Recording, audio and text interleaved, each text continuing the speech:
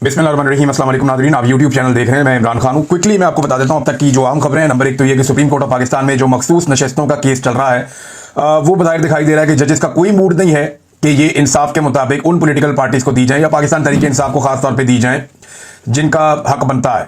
यानी तरीके इंसाफ को लोगों ने वोट डाला था, उन्हीं की मखसूस नशस्तें हैं, लेकिन माले गनीमत की तरह ये उन जमातों में बांट दी गई जिन्हें लोगों ने मुस्तरद किया था। और अभी भी ऐसा लगता है कि अदलिया बज़िद है कि यही करना है। हालांकि एक फैसला आया था सुप्रीम कोर्ट ऑफ पाकिस्तान के फुल कोर्ट का, आया था। 1 साल गुजरने के बावजूद उसके ऊपर अमल दरामद नहीं किया गया। इलेक्शन कमीशन से किसी ने जवाब नहीं मांगा। इस केस में एक बड़ा दिलचस्प मरहला तब आया जब जस्टिस मुसर्रत हलाली साहिबा ने एक सवाल पूछ लिया कि जी हमने तो सिर्फ बल्ले का निशान वापस लिया था। यानी सुप्रीम कोर्ट ऑफ पाकिस्तान में 13 जनवरी 2024 को जो कुछ हुआ उसमें तो सिर्फ बल्ले का निशान वापस लिया गया था। ये ऑर्डर में कहां लिखा है कि पार्टी खत्म हो गई? पार्टी तो आपकी थी। तो इस पे जनाब सलमान अकरम राजा साहब ने जरा तसल्ली करवाई और क्लियर करके बताया कि जो मखसूस नशस्तों की हमने लिस्टें दी थी 22 दिसंबर को, क्योंकि 24 दिसंबर गालिबन आखिरी दिन था, तो हमें मखसूस नशस्तों के लिए हमारी लिस्टें वापस कर दी गई। और उसकी वजह यह बताई गई कि those list were return on the ground that PTI is not a political party that can be recognised by the election commission of Pakistan. कि पीटीआई एक ऐसी सियासी जमात ही नहीं है जिसे इलेक्शन कमीशन ऑफ पाकिस्तान जो है वो रिकॉग्नाइज करता हो। यह कहकर हमारी मखसूस नशस्तें वापस कर दी गई 13 जनवरी के फैसले से पहले ही। तो इलेक्शन कमीशन ऑफ पाकिस्तान ने जैसी डकैती डाली थी 13 जनवरी को, बल्ले का निशान छीनने के फैसले ने उसके ऊपर मोहर सख्त कर दी। ये सारी ज्यादती देखें पाकिस्तान तरीके इंसाफ को जजेस कहते हैं आपने ये छोटा सा नुक्ता मिस कर दिया, ये छोटी सी चीज मिस कर दी। ओ भाई, जंग लगी हुई थी उस वक्त पाकिस्तान तरीके इंसाफ के खिलाफ। जो बंदा बाहर आता था उसको उठा के जेल में डाल देते थे, जो बंदा नजर आता था उसको अगवा बराए बयान कर देते थे, लापता कर देते थे, एजेंसियां उठा के ले जाती थी। लोगों की चादर और चारदीवारी का तकद्दुस पामाल हो रहा था। एक जंग जैसी कैफियत में इमरान खान साहब की पार्टी ने इलेक्शन लड़ा है। अब उस पार्टी को कहते हैं जनाब आप जब गए तो आपने ये नुक्ता क्यों मिस कर दिया, वो क्यों मिस कर दिया? भाई, नॉर्मल हालात में वुकला इतना काम नहीं कर सकते जितना जंग ज़दा हालात में पाकिस्तान तरीके इंसाफ ने ना सिर्फ इलेक्शन लड़ा बल्कि फस्तायत का सामना भी किया। लेकिन ये हम सब जानते हैं कि पाकिस्तान की अदलिया क्या सोच रही है। वहां पर सलमान अकरम राजा साहब ने एक और बड़ी इंपॉर्टेंट बात की, ये बड़ी मजेदार बात है और इस पे जस्टिस अमीनुद्दीन साहब ने एक लुकमा भी दिया, लेकिन मैं ये चीज आपके सामने रखना चाहता हूं। उन्होंने कहा जी मैं कभी ख्वाब भी नहीं देख सकता था कि मुझे 1,60,000 वोट मिल जाएंगे। तो इस पे जस्टिस अमीनुद्दीन साहब जो आईनी बेंच के सरबराह हैं वो फरमाते हैं कि जी वो तो आपकी इनफरादी कोशिश थी। इन्होंने कोशिश की कि सलमान अकरम राजा साहब को खुश करके उनके खाते में डाल दो कि 1,60,000 वोट आपको मिले, तो आपकी इनफरादी कोशिश थी। जस्टिस अमीनुद्दीन साहब पाकिस्तान के किसी भी एक हल्के में आप जाके अपनी इनफरादी कोशिश करके देख लें, ये 1,60,000 वोट की बात हो रही है, आपको 16,000 वोट नहीं मिलेंगे। ये मैं लिख के देने के लिए तैयार हूं। इनफरादी कोशिश ऐसे होती है। इस पे फिर गलतफहमी दूर की सलमान अकरम राजा साहब ने उसी अदालत में वहीं पे खड़े होकर वहीं पे उन्होंने जवाब दिया। उन्होंने कहा जी मेरी कोशिश नहीं थी, मैंने सिर्फ इतना कहा था हल्के में जाके कि पीटीआई का उम्मीदवार हूं, मुझे इमरान खान ने भेजा है और मुझे 1,60,000 वोट मिल गए। ये उन्होंने जज साहब की गलतफहमी वहां पे दूर कर दी। एक और डेवलपमेंट यह है कि इमरान खान साहब के खानदान ने एक बड़ा फैसला किया है। इमरान खान साहब की बहनें ये कहती हैं कि इमरान खान के तो हाथ बंधे हुए हैं। हम जब जेल में जाते हैं तो अब 2 बहनों को इजाजत है, आहिस्ता आहिस्ता इमरान खान को तनहा कर दिया गया है, बाकी लोगों को मिलने नहीं दिया जाता। तो 2 तरह के पैगाम इमरान खान साहब बाहर भेजते हैं। एक जो अवाम के लिए, जो पब्लिक ओपिनियन के लिए वो भेजते हैं कि जनाब ये इमरान खान का मौक़िफ़ है इन मामलात पे, और दूसरा इमरान खान साहब जो पैगाम भेजते हैं वो अपनी पॉलिटिकल पार्टी के लिए जो अहकामात भेजते हैं या इंस्ट्रक्शंस भेजते हैं कि जी अब ये करना है, अब ये करना है, अब ये करना है। तो उनके खानदान ने कहा जी कि हम पॉलिटिकल पार्टी को अहकामात पहुंचा देते थे और जो इमरान खान साहब अनाउंस करने के लिए कहते थे वो हम कह देते थे।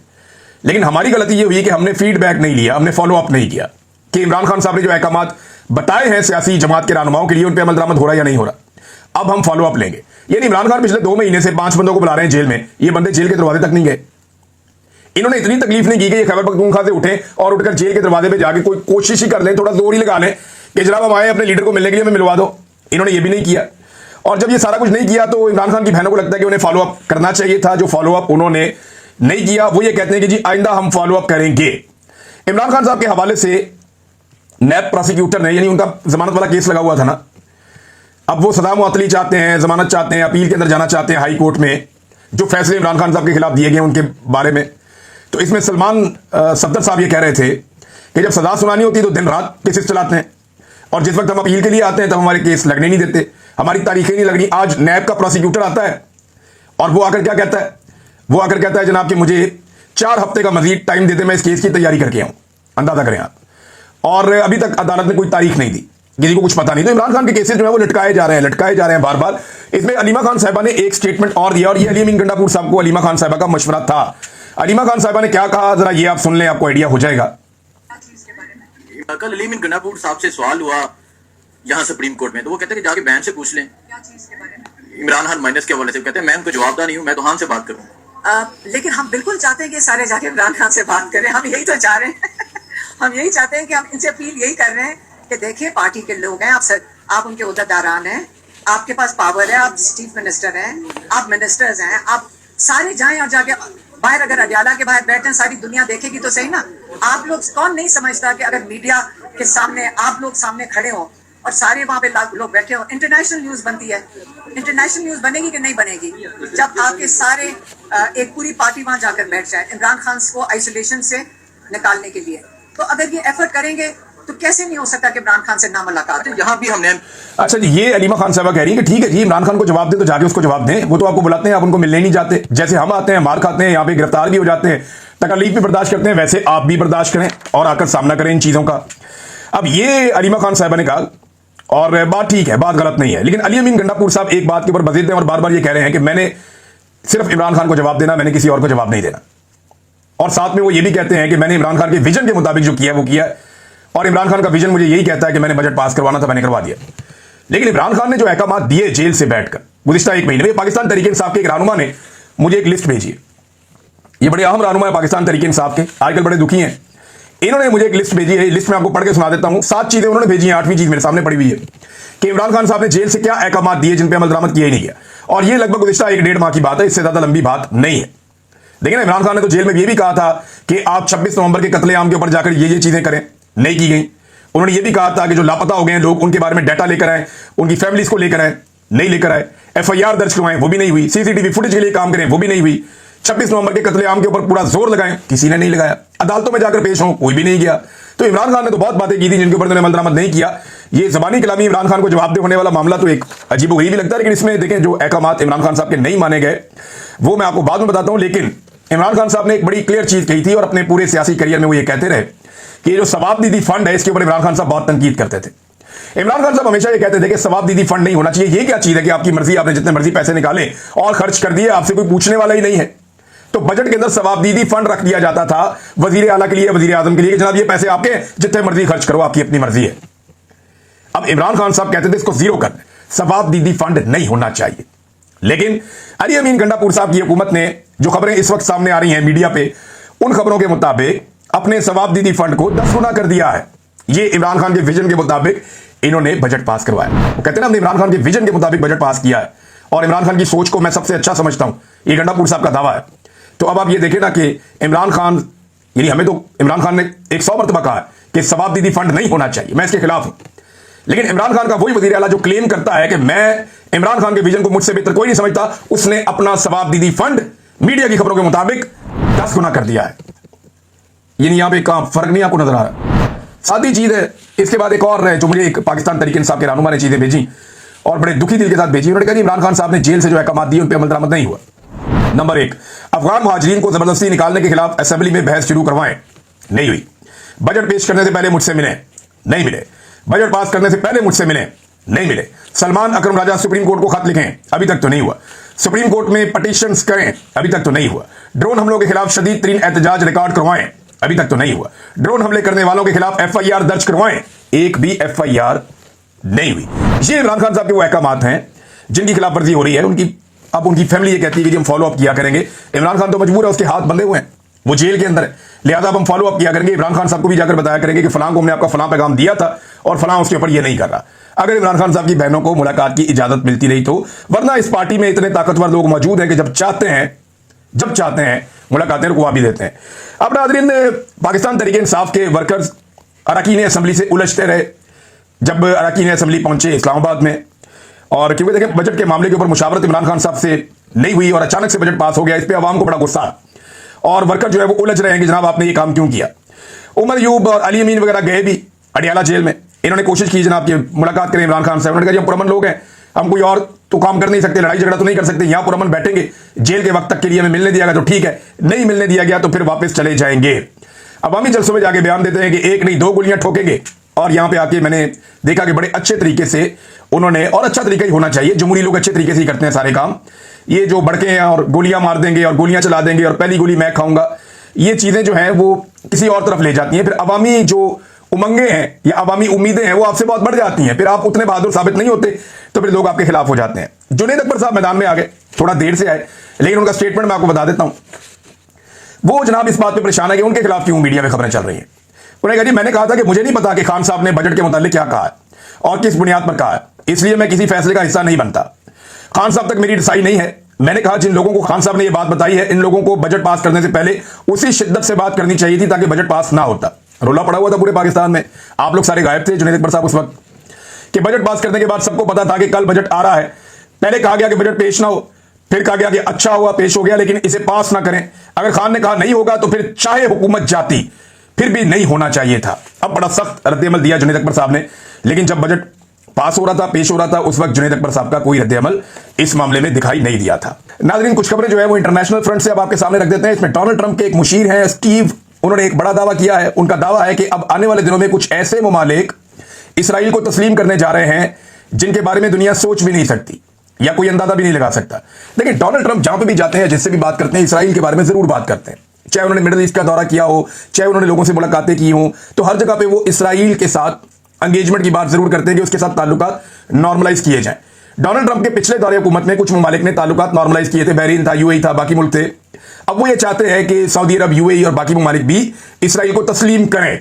पाकिस्तान के अंदर पहली मरतबा हम ये होता हुआ देख रहे हैं कि आप इसराइल के खिलाफ एहतजाज करने निकले तो आपको डंडे मारे जाते हैं, आपको गिरफ्तार कर दिया जाता है, हत्ता के छोटे बच्चों को और खवातीन को भी गिरफ्तार कर दिया जाता है। ये पाकिस्तान की सोच में, पॉलिसी में एक तब्दीली हम देख रहे हैं। जुबानी कलामी स्टेटमेंट आ जाते हैं, लेकिन इसके बावजूद लोगों को इसराइली मुजालिम के खिलाफ एहतजाज करने का हक पाकिस्तान में नहीं है, वो छीन लिया गया है। और कुछ लोगों को यह हक थोड़ी देर के लिए दिया जाता है और नूरा कुश्ती करके वापस ले लिया जाता है। तो ये सिंपल चीज है, इसे हमें समझना पड़ेगा कि ये मुमकिन नहीं है कि आसिम मुनीर साहब की मुलाकात हुई हो डोनाल्ड ट्रंप से और उस वक्त ईरान की और इसराइल की जंग चल रही हो और डोनाल्ड ट्रंप ने यह बात ना की हो कि इसराइल को पाकिस्तान तस्लीम करे। यह मुमकिन नहीं है। तो क्या पाकिस्तान के बारे में यह बात की जा रही है? बहस छिड़ी हुई है। मुझे नहीं लगता कि पाकिस्तानी अवाम इतने आराम से मानेगी। और दूसरी एक और बहस छिड़ी हुई है कि सऊदी अरब क्या तस्लीम कर सकता है। लेकिन दो बैनर्स जो है ना वो बहुत ज्यादा सोशल मीडिया पे गर्दिश कर रहे हैं, बहुत बड़े बड़े होर्डिंग्स है। एक जो होर्डिंग है, बहुत बड़ा बोर्ड है तस्वीरों वाला, वो लगा हुआ है तिल अल-बैब में और एक लगा हुआ है तेहरान में। जो तेहरान में लगा हुआ है ना, उसके ऊपर इस्माइल हानिया की तस्वीर है, हसन नसरुल्लाह साहब की तस्वीर है, ईरानी साबिक सदर की तस्वीर है, उसके अंदर जो सनवार साहब की तस्वीर है। तो ये वो लोग हैं जो शोहदा हैं, जो शहीद हो गए, जिन्होंने अपनी जानें कुर्बान की हैं और इसराइल ने जिनको शहीद किया। और ये बड़े लोग हैं, बड़े कमांडर हैं और इनका ताल्लुक जो है वो ईरान से या फलस्तीनी तहरीक के साथ है। ये वो लोग हैं। दूसरी तरफ जो तेहरान के अलावा तिल अल-बैब में बोर्ड लगा है, ये भी बहुत बड़ा बोर्ड है और इस बोर्ड के ऊपर जो तस्वीर है, अगर वो आप देखें तो एक डिफरेंट पिक्चर आपके सामने आती है। इसमें जनाब नेतन्याहू की है, डोनाल्ड ट्रंप की है और जुलानी की है, मोहम्मद बिन सलमान की है और दीगर कुछ और जो अरब हुक्मरान हैं उनकी तस्वीर हैं। तो यहां पे मुसलमान मुल्कों समेत यूएई के हुक्मरान हैं उनकी है। तो यहां मुसलमान मुल्कों समेत जो तस्वीर लगाई गई है उसमें डोनाल्ड ट्रंप को और नेतन्याहू को और बाकी अपने हमायतियों को शामिल किया गया है। हैरत की बात यह है कि इसमें जो मगरबी ममालिक सपोर्ट करते हैं इसराइल को, उनकी तस्वीर नहीं है। इसके अंदर नरेंद्र मोदी की भी तस्वीर नहीं है। तो ये तस्वीर जो है वो पिक्चर को बहुत क्लियर कर रही है और डोनाल्ड ट्रंप के मुशीर की तरफ से यह दावा कि आने वाले वक्त में कुछ और ममालिक, इससे कुछ ममालिक में तशवीश भी हो रही है कि कौन कौन से मुल्क हैं और ये बहस भी शुरू हो गई है कि इसराइल को तस्लीम करने जाएंगे तो कौन कौन से मुल्क हैं जो इसराइल को तस्लीम कर सकते हैं। अभी इसके बारे में कुछ पता नहीं है। बहरहाल आयतुल्लाह खamenei ने एक स्टेटमेंट दिया है और उनका स्टेटमेंट अब जंगबंदी के बाद सामने आ गया। एक तो उन्होंने जंग जीतने पे उन्होंने कहा जी कौम को मुबारकबाद। दूसरा उन्होंने कहा कि अमेरिका और इसराइल ने जो जौहरी तनसीबात के ऊपर हमले किए हैं उसमें उन्हें कोई खातिर खा कामयाबी हासिल नहीं हुई है। यह दावा सामने आया आयतुल्लाह खamenei की जानिब से। एक बड़ा दावा है इस वक्त। और इसके अलावा एक डेवलपमेंट और है, वो बड़ी इंटरेस्टिंग है, वो इंडिया के लिए है। नाज़रीन, आप सबने नाम सुना होगा शायद शंघाई ताउन तंजीम, SCO, यानी शंघाई कोऑपरेशन ऑर्गेनाइजेशन, ये SCO है। और ये जो शंघाई ताउन तंजीम है, इसका इजलास हुआ चीन के अंदर। ये एक बड़ी तगड़ी तंजीम है, इसके अंदर बहुत सारे ममालिक हैं और ये हमारे रीजन के ममालिक हैं, सेंट्रल एशिया के ममालिक हैं, चीन है, इसके अंदर भारत है, पाकिस्तान है। तो दुनिया की आबादी का एक बड़ा हिस्सा जो है वो इस तंजीम का हिस्सा है और हत्ता कि जो दुनिया की इकोनॉमी है उसका भी एक बड़ा हिस्सा जो है वो इस तंजीम का हिस्सा है, पॉपुलेशन का एक बड़ा हिस्सा है और रकबे का भी एक बहुत बड़ा हिस्सा है। तो अब मामला यह है कि यह तंजीम का इजलास होता है चाइना में। भारत ने पूरी कोशिश की कि किसी तरह से पहलगाम इंसिडेंट को इसके एलामिये के अंदर शामिल करवा दिया जाए। राजनाथ ने, उनकी टीम ने पूरा जोर लगाया, लेकिन यह हो नहीं पाया। तो फिर गुस्से में आकर राजनाथ सिंह ने इसके एलामिये के ऊपर दस्तखत नहीं किए। ये पाकिस्तान की एक बहुत बड़ी कामयाबी है, इंडिया की एक बहुत बड़ी शिकस्त है कि जो खित्ते के ममालिक हैं या इतनी इंपॉर्टेंट एक तंजीम है शंघाई ताउन तंजीम, वो ये समझती है कि ये जो पहलगाम वाला इंसिडेंट है ये कोई ऐसा इंसिडेंट नहीं है कि इसको उठाकर इस एलामिये में डाल दिया जाए। ईरान के ऊपर बात हुई है, मिडिल ईस्ट के ऊपर बात हुई है, बहुत सारे और इश्यूज हैं उनके ऊपर बात हुई है, लेकिन पहलगाम वाला इंसिडेंट, उससे बड़ा इंसिडेंट तो पाकिस्तान में जाफर एक्सप्रेस के ऊपर अटैक हो गया था।